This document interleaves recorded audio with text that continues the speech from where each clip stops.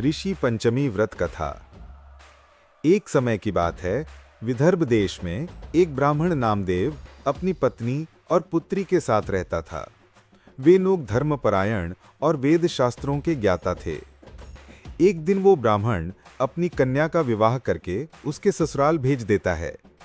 कुछ समय बाद वो कन्या विधवा होकर अपने मायके आ जाती है।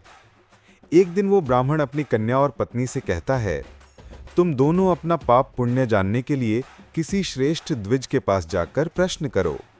दोनों जाकर श्रेष्ठ द्विज यानी ऋषि से अपनी स्थिति बताते हैं। तब ऋषि ने ध्यान लगाकर कहा, पुत्री ने अपने मासिक धर्म के दिनों में नियम और शुद्धि का पालन नहीं किया था, जिसके कारण उसे इस जन्म में विधवा होना पड़ा है। और माता ने भी धर्म का पालन पूर्ण रूप से नहीं किया, जिसके कारण उसे दुख झेलना पड़ा है।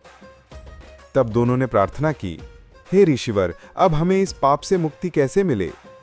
ऋषि ने कहा, तुम दोनों श्रद्धा और भक्ति से भाद्रपद शुक्ल पंचमी को ऋषि पंचमी का व्रत करो।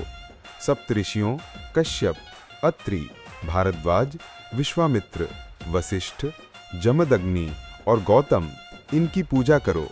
इस व्रत के प्रभाव से तुम्हारे समस्त पाप नष्ट हो जाएंगे और तुम्हें सुख समृद्धि की प्राप्ति होगी।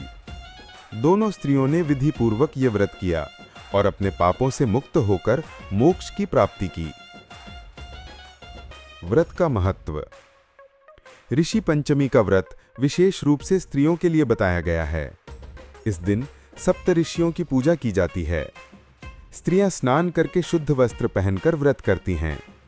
आचमन, मंत्र जप और 7 ऋषियों को अर्घ्य अर्पित कर पूजा की जाती है। व्रत करने से मासिक धर्म के समय हुई भूलों से मुक्ति मिलती है और जीवन में सुख शांति आती है।